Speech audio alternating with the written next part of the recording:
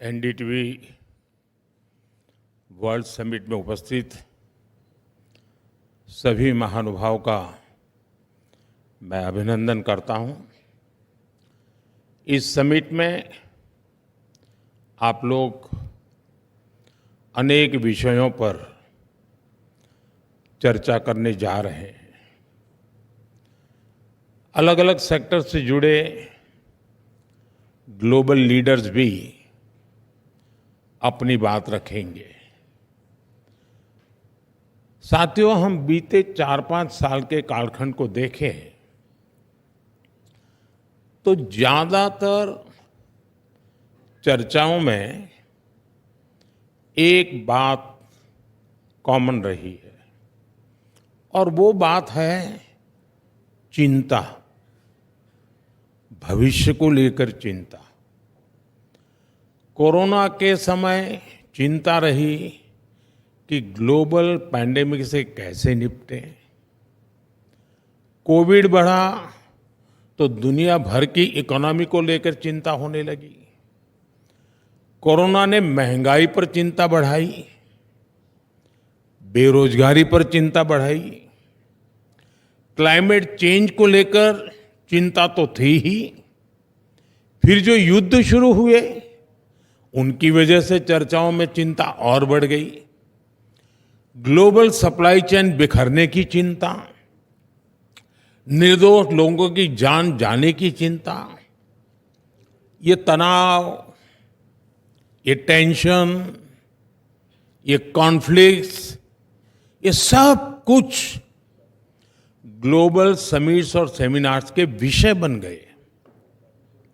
और आज जब चर्चा का केंद्र चिंता ही है, तब भारत में किस तरह का चिंतन हो रहा है, कितना बड़ा कॉन्ट्राडिक्शन है। यहां चर्चा हो रही है द इंडियन सेंचुरी, भारत की शताब्दी। दुनिया में मची उथल पुथल के बीच भारत उम्मीद की एक किरण बना है।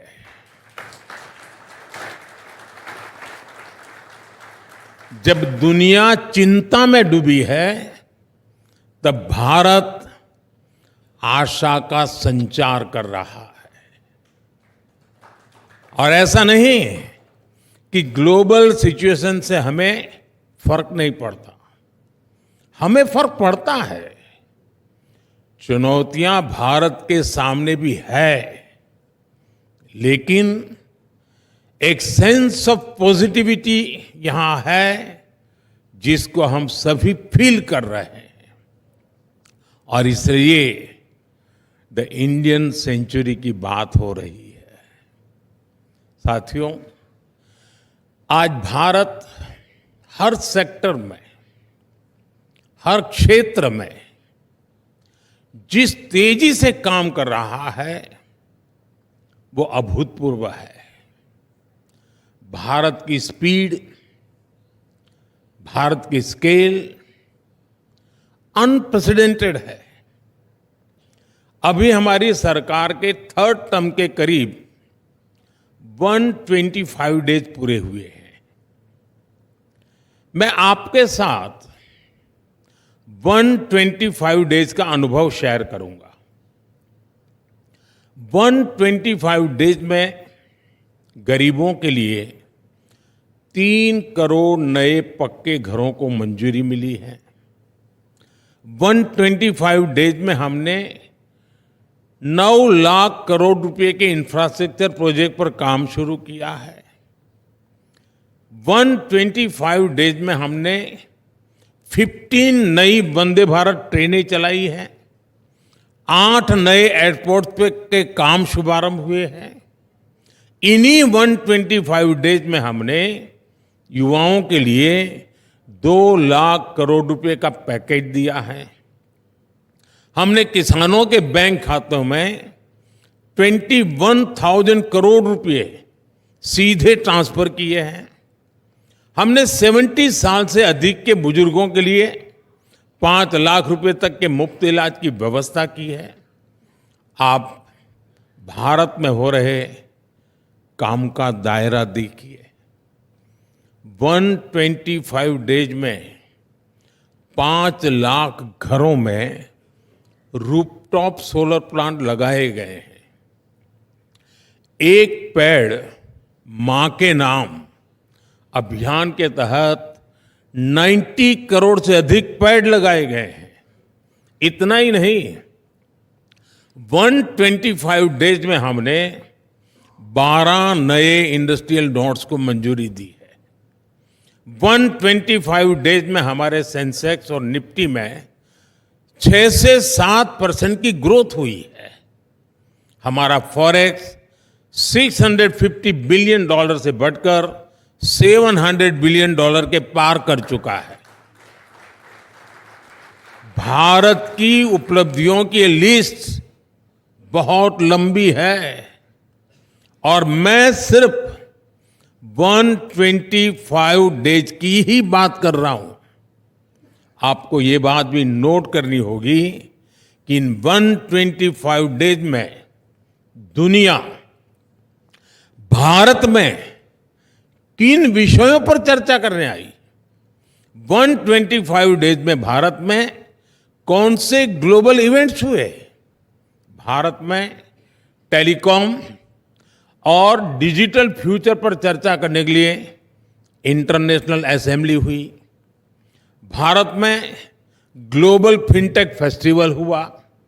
भारत में ग्लोबल सेमीकंडक्टर इकोसिस्टम पर चर्चा हुई।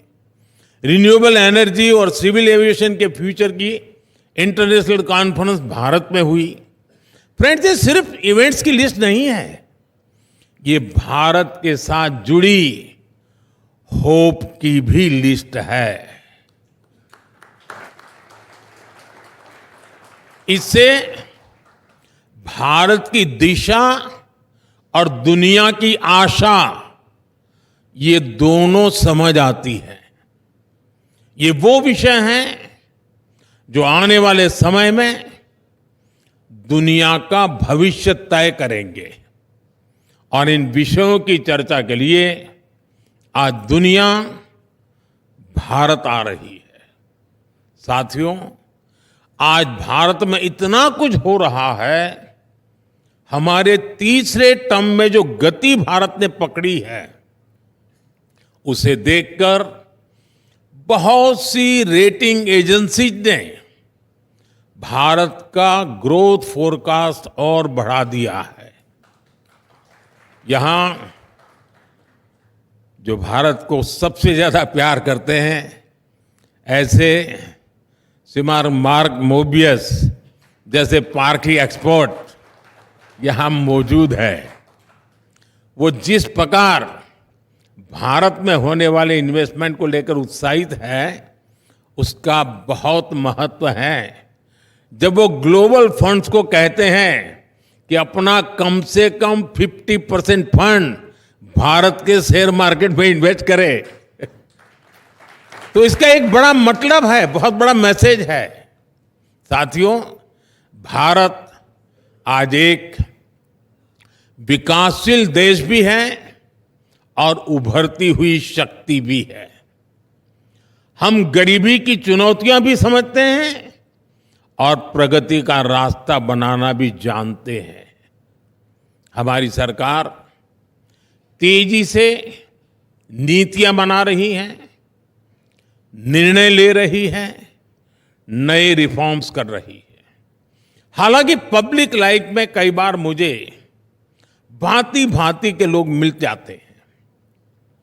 कुछ लोग कहते हैं, मोदी जी 3 बार लगातार सरकार तो बना ली, इतने सारे काम तो कर ही लिए, तो इतनी दौड़ धूप क्यों करते रहते हो, क्या जरूरत है।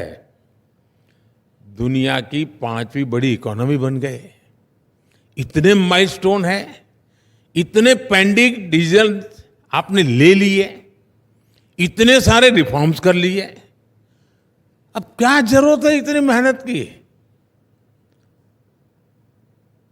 ऐसा कहने वाले मुझे ढेर सारे लोग मिलते हैं, लेकिन जो सपने हमने देखे हैं, जो संकल्प लेकर के हम चले हैं, उसमें न चैन है न आराम है।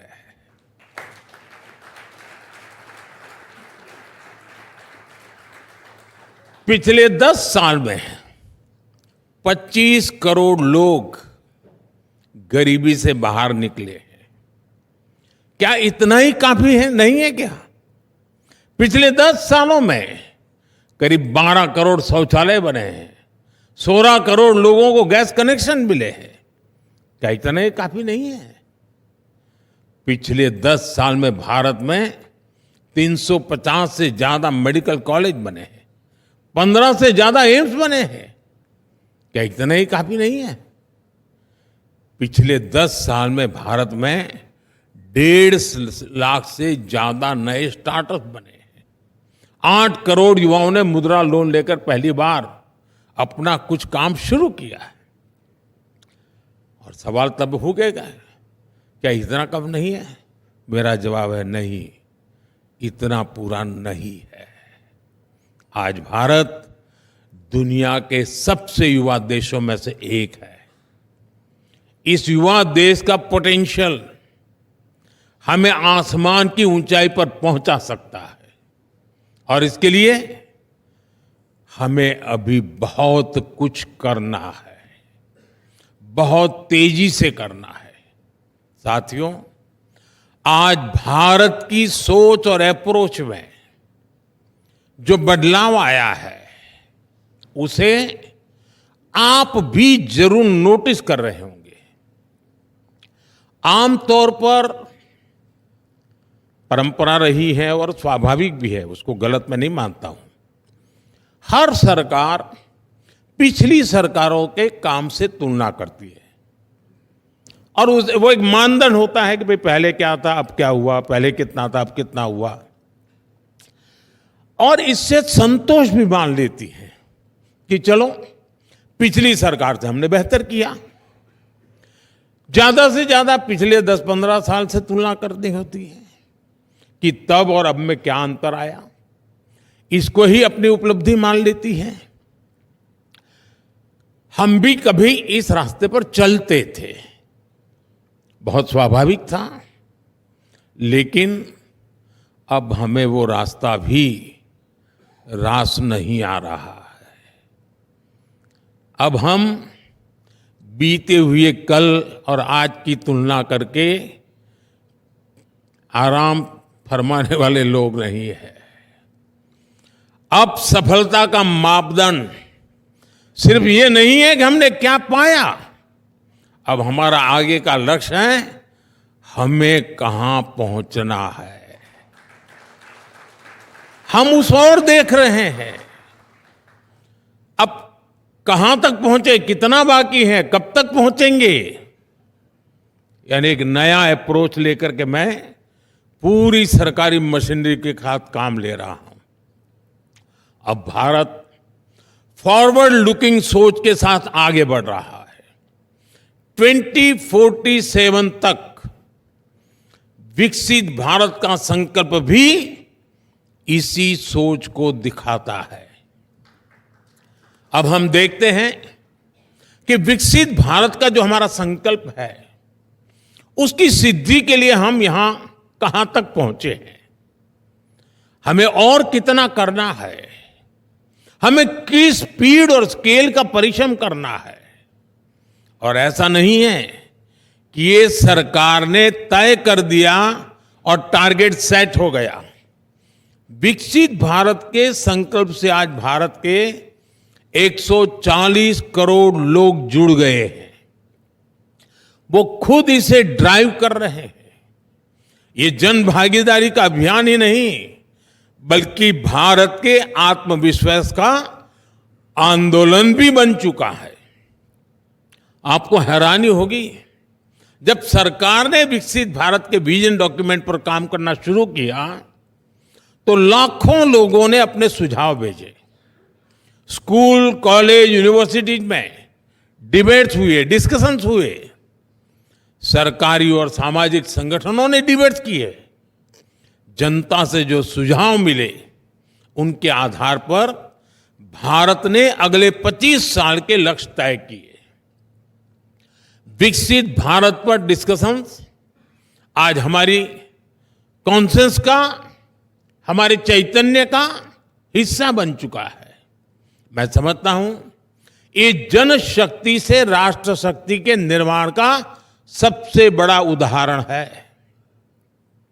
साथियों, आज भारत के पास एक और एडवांटेज है जो इस सदी को भारत की सदी बनाने के लिए बहुत महत्वपूर्ण है।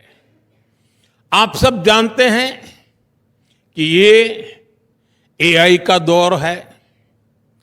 दुनिया का वर्तमान और भविष्य एआई से जुड़ा हुआ है, लेकिन भारत के पास डबल एआई पावर की एडवांटेज है। और आपके मन में सवाल होगा कि दुनिया पास एक ही एआई है, ये मोदी के पास डबल एआई कहां से आ गई? लेकिन हमारे पास वो तो है ही, दूसरी एआई है एस्पिरेशनल इंडिया।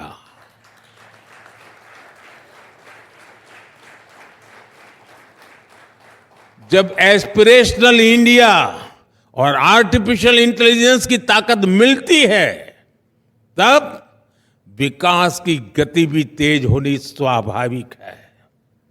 साथियों, हमारे लिए एआई सिर्फ एक टेक्नोलॉजी नहीं है, बल्कि भारत के युवाओं के लिए अवसरों का एक नया द्वार है। इसी साल भारत ने इंडिया एआई मिशन शुरू किया है। हेल्थ केयर हो, एजुकेशन हो, स्टार्टअप्स हो, भारत हर सेक्टर में एआई का उपयोग बढ़ा रहा है। हम दुनिया को भी बेहतर एआई सॉल्यूशंस देने में जुटे हैं। क्वाड के स्तर पर भी भारत ने कई सारे इनिशिएटिव लिए हैं। भारत दूसरे एआई यानी एस्पिरेशनल इंडिया को लेकर भी उतना ही गंभीर है। भारत का मिडिल क्लास, भारत के सामान्य जन, उनकी ईज ऑफ लिविंग, उनकी क्वालिटी ऑफ लाइफ, भारत के छोटे उद्यमी, एमएसएमईज, भारत के युवा, भारत की महिलाएं, हम सबके एस्पिरेशंस को ध्यान में रखते हुए नीतियां बना रहे हैं, निर्णय ले रहे हैं। साथियों, एस्पिरेशनल इंडिया का एक उदाहरण भारत में कनेक्टिविटी को लेकर हो रहा शानदार काम है। हमने फास्ट फिजिकल कनेक्टिविटी और इंक्लूसिव कनेक्टिविटी पर बहुत फोकस किया है। ये डेवलपमेंट की एस्पिरेशन रखने वाले समाज के लिए बहुत जरूरी होता है। भारत के लिए तो ये और अधिक जरूरी है। इतना बड़ा देश, इतनी डाइवर्स ज्योग्राफी, भारत के पोटेंशियल को सही मायने में रियलाइज करने के लिए तेजी से कनेक्ट करना आवश्यक था। इसलिए हमने एयर ट्रैवल पर भी विशेष फोकस किया। मुझे याद है कि जब मैंने पहली बार कहा कि मैं हवाई चप्पल पहनने वालों को हवाई यात्रा कराना चाहता हूं, तो एक स्वाभाविक सा रिएक्शन था कि ये भारत में कैसे संभव है। लेकिन हम आगे बढ़े और उड़ान योजना शुरू हुई। आज उड़ान को 8 साल पूरे हो चुके हैं। उड़ान के तहत हमने 2 पिलर्स पर काम किया। एक टियर 2, टियर 3 शहरों में एयरपोर्ट्स का नया नेटवर्क बनाया और दूसरा एयर ट्रैवल को अफोर्डेबल बनाया, सबकी पहुंच में लाई। उड़ान योजना के तहत करीब 3 लाख फ्लाइट्स उड़ान भर चुकी हैं। इनमें 1.5 करोड़ आम नागरिक सफर कर चुके हैं। आज 600 से अधिक रूट्स उड़ान के तहत और इनमें से ज्यादातर छोटे शहरों को कनेक्ट करते हैं। 2014 में देश में 70 के आसपास एयरपोर्ट थे। आज देश में एयरपोर्ट की संख्या 150 को पार कर गई है। उड़ान योजना ने दिखाया है कि कैसे समाज की एस्पिरेशन विकास को गति देती है। साथियों, मैं आपको युवाओं से जुड़े कुछ उदाहरण देता हूं। हम भारत के युवाओं को एक ऐसी फोर्स बनाने में जुटे हैं जो पूरी दुनिया की ग्रोथ को ड्राइव कर सके, और इसलिए education, skill development, research, employment पर हमारा बहुत ज्यादा जोर है। पिछले 10 साल में इन क्षेत्रों में जो काम हमने किए हैं उसके नतीजे मिलने लगे हैं। अभी कुछ दिन पहले ही टाइम्स हायर एजुकेशन रैंकिंग आई है। भारत दुनिया का वो देश है जहां रिसर्च क्वालिटी के मामले में सबसे अधिक सुधार हुआ है। बीते 8-9 सालों में भारत की यूनिवर्सिटीज का पार्टिसिपेशन 30 से बढ़कर 100 से अधिक हो चुका है। क्यूएस वर्ल्ड यूनिवर्सिटी रैंकिंग में भी भारत की प्रेजेंस 10 साल में 300% से अधिक बढ़ी है। आज पेटेंट्स और ट्रेडमार्क्स की संख्या ऑल टाइम हाई पहुंच रही है। आज भारत दुनिया के लिए R&D का एक बड़ा हब बनते जा रहा है। दुनिया की करीब 2,500 कंपनियों के रिसर्च सेंटर भारत में है। भारत में स्टार्टअप इकोसिस्टम भी, उसका भी अभूतपूर्व विस्तार हो रहा है। साथियों, भारत में हो रहे हैं ये चौतरफा परिवर्तन दुनिया के लिए भी विश्वास का आधार बन रहे हैं। आज बहुत सारे विषयों में भारत ग्लोबल फ्यूचर को दिशा देने में लीड ले रहा है। दुनिया को लगता है कि भारत संकट के समय का साथी है। आप कोविड का वो दौर याद कीजिए। जरूरी दवाओं की, जरूरी वैक्सीन की हमारी जो कैपेसिटी थी, उससे हम भी करोड़ों डॉलर कमा सकते थे। उससे भारत का फायदा होता, लेकिन मानवता हार जाती। ये हमारे संस्कार नहीं है। हमने दुनिया के सैकड़ों देशों को संकट के समय दवाई पहुंचाई, जीवन रक्षक वैक्सीन पहुंचाई। मुझे संतोष है कि कठिन समय में भारत दुनिया के काम आ पाया। साथियों, भारत टेकन फॉर ग्रांटेड रिश्ते नहीं बनाता। हमारे रिश्तों की बुनियाद विश्वास और विश्वसनीयता के आधार पर है, और ये बात दुनिया भी समझ रही है। भारत एक ऐसा देश है जिसकी प्रगति से दुनिया में आनंद का भाव आता है। भारत सफल होता है, विश्व को अच्छा लगता है। अब चंद्रयान की घटना देख लीजिए, पूरे विश्व ने उसको एक उत्सव के रूप में मनाया। भारत आगे बढ़ता है तो जलन का, ईर्ष्या का भाव नहीं पैदा होता। हमारी प्रगति से दुनिया खुश होती है, क्योंकि भारत की प्रगति से पूरी दुनिया को फायदा होगा। हम सब जानते हैं कि कैसे अतीत में भारत ग्लोबल ग्रोथ को बढ़ाने वाली एक पॉजिटिव फोर्स था। कैसे भारत के आइडियाज, भारत के इनोवेशंस, भारत के प्रोडक्ट्स ने सदियों तक दुनिया पर अपना प्रभाव छोड़ा था।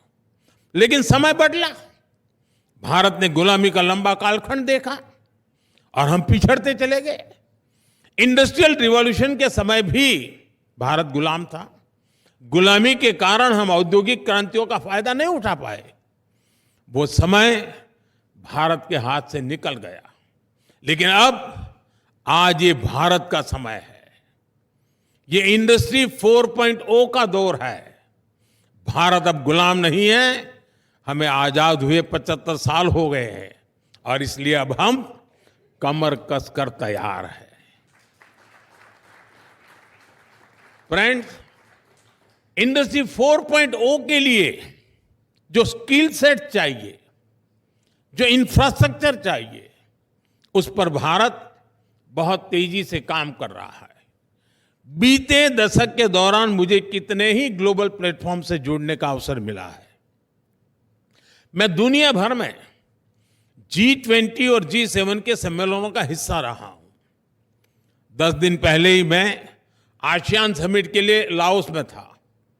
आपको जानकर अच्छा लगेगा कि लगभग हर समिट में भारत के डिजिटल पब्लिक इंफ्रास्ट्रक्चर की बहुत अधिक चर्चा होती है। आज पूरी दुनिया की नजर भारत के डीपीआई पर है। यहां हमारे साथी भारत के प्रशंसक श्रीमान पॉल रोमर बैठे हैं। मुझे पहले भी उनसे काफी विचार विस्तार से चर्चा करने का मौका मिला है। मैंने उनसे बहुत चर्चाएं की हैं। मैं अमेरिका में भी इनसे मिला। हमारी चर्चाओं के दौरान पॉल ने भारत के डिजिटल इंफ्रास्ट्रक्चर की, आधार और डिजी लॉकर जैसे इनोवेशंस की बहुत तारीफ की है। बड़ी बड़ी समिट्स में इसी तरह लोगों को हैरानी होती है कि भारत ने इतना शानदार डीपीआई कैसे विकसित कर लिया। फ्रेंड्स, इंटरनेट के दौर में भारत के पास फर्स्ट मूवर का एडवांटेज नहीं था। जिन देशों के पास ये एडवांटेज था, वहां प्राइवेट प्लेटफॉर्म्स ने, प्राइवेट इनोवेशंस ने डिजिटल स्पेस को लीड किया। इससे निश्चित रूप से एक नई क्रांति दुनिया में आई, लेकिन उसके लाभ का दायरा सीमित ही था। जबकि भारत ने एक नया मॉडल दुनिया को दिया है। भारत ने टेक्नोलॉजी को डेमोक्रेटाइज करके डिजिटल पब्लिक इंफ्रास्ट्रक्चर का नया रास्ता दुनिया को दिखाया है। आज भारत में सरकार एक प्लेटफॉर्म बनाती है और उस पर लाखों नए इनोवेशंस होते हैं। हमारी जनधन, आधार और मोबाइल की जैम कनेक्टिविटी, सर्विसेज की फास्टर और लीकेज फ्री डिलीवरी का एक बेहतरीन सिस्टम बन गया है। आप हमारा यूपीआई देखिए, इस पर फिनटेक का एक नया विस्तार भारत में हुआ है। यूपीआई के कारण आज हर रोज 500 मिलियन से ज्यादा के डिजिटल ट्रांजैक्शन हो रहे हैं। और इसको ड्राइव करने वाले कोई कॉरपोरेट्स नहीं है, बल्कि हमारे छोटे दुकानदार हैं, स्ट्रीट वेंडर्स हैं। हमारा पीएम गतिशक्ति प्लेटफॉर्म एक और उदाहरण है। पीएम गतिशक्ति को हमने इंफ्रास्ट्रक्चर प्रोजेक्ट्स के निर्माण में जो साइलोज आते थे, उसको दूर करने के लिए बनाया था।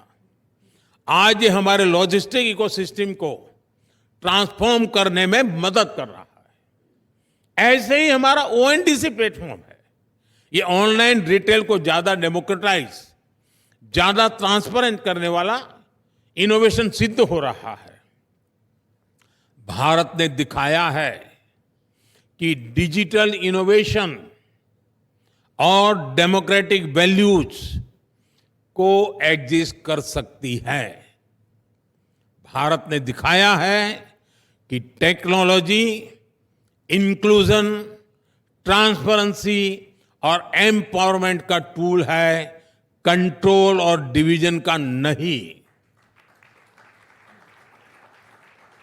साथियों, 21वीं सदी का ये समय, ये मानव इतिहास का सबसे महत्वपूर्ण समय है। ऐसे में आज के युग की बड़ी जरूरतें हैं स्टेबिलिटी, सस्टेनेबिलिटी और सॉल्यूशंस। ये मानवता के बेहतर भविष्य के लिए सबसे जरूरी शर्तें हैं और भारत आज यही प्रयास कर रहा है। इसमें भारत की जनता का एक निष्ठ समर्थन है। 6 दशक में पहली बार देश के लोगों ने किसी सरकार को लगातार तीसरी बार अपना जनादेश दिया है। ये मैसेज स्टेबिलिटी का है। अभी हरियाणा में चुनाव हुए हैं। इन चुनावों में भी भारत की जनता ने स्टेबिलिटी के इस भाव को और मजबूती दी है। साथियों, क्लाइमेट चेंज का संकट आज पूरी मानवता का संकट बन गया है। इसमें भी भारत लीड लेने की कोशिश कर रहा है। ग्लोबल क्लाइमेट चेंज में हमारा कंट्रीब्यूशन न के बराबर है, फिर भी भारत में हमने ग्रीन ट्रांजिशन को अपनी ग्रोथ का फ्यूल बनाया है। आज सस्टेनेबिलिटी हमारी डेवलपमेंट प्लानिंग के कोर में है। आप हमारी पीएम सूर्यघर मुफ्त बिजली योजना को देख लें, खेतों में सोलर पंप लगाने की स्कीम को देख लें, हमारा ईवी रिवॉल्यूशन हो या इथेनॉल ब्लेंडिंग प्रोग्राम हो, बड़े बड़े विंड एनर्जी फार्म हो या एलईडी लाइट्स मूवमेंट हो, सोलर पावर्ड एयरपोर्ट्स हो या बायोगैस प्लांट्स पर फोकस हो। आप हमारा कोई भी प्रोग्राम, कोई भी स्कीम देख लीजिए, सभी में ग्रीन फ्यूचर को लेकर, ग्रीन जॉब्स को लेकर एक स्ट्रांग कमिटमेंट ही पाएंगे। साथियों, स्टेबिलिटी और सस्टेनेबिलिटी के साथ साथ भारत आज सॉल्यूशंस पर भी फोकस कर रहा है। बीते दशक में भारत ने ऐसे अनेक सॉल्यूशंस पर काम किया है जो ग्लोबल चैलेंजेस से निपटने के लिए जरूरी है। इंटरनेशनल सोलर अलायंस हो, कोalition फॉर डिजास्टर रेजिलिएंट इंफ्रास्ट्रक्चर हो, India middle east economic corridor हो, ग्लोबल बायोफ्यूल अलायंस हो, योग हो, आयुर्वेद हो, मिशन लाइफ हो, मिशन मिलेट्स हो, भारत की तरफ से लिए गए सभी इनिशिएटिव्स दुनिया की चुनौतियों के समाधान देने वाले हैं। साथियों, मुझे खुशी है कि भारत का बढ़ता सामर्थ्य दुनिया की बेहतरी को सुनिश्चित कर सक रहा है। भारत जितना आगे बढ़ेगा, दुनिया को उतना ही फायदा होगा। हमारा प्रयास होगा भारत की सेंचुरी सिर्फ भारत की नहीं, बल्कि पूरी मानवता की जीत की सेंचुरी बने। एक ऐसी सदी जो सभी के टैलेंट से आगे बढ़े, एक ऐसी सदी जो सभी के इनोवेशन से समृद्ध हो, एक ऐसी सदी जहां गरीबी ना हो, एक ऐसी सदी जहां सबके पास आगे बढ़ने के अवसर हो, एक ऐसी सदी जिसमें भारत के प्रयासों से दुनिया में स्थिरता आए और विश्व शांति बढ़े। इसी भाव के साथ मुझे यहां निमंत्रित करने के लिए, अवसर देने के लिए मैं एनडीटीवी का फिर से आभार व्यक्त करता हूं और ये समिट सफल हो, इसके लिए मेरी तरफ से आपको ढेर सारी शुभकामनाएं हैं। बहुत बहुत धन्यवाद।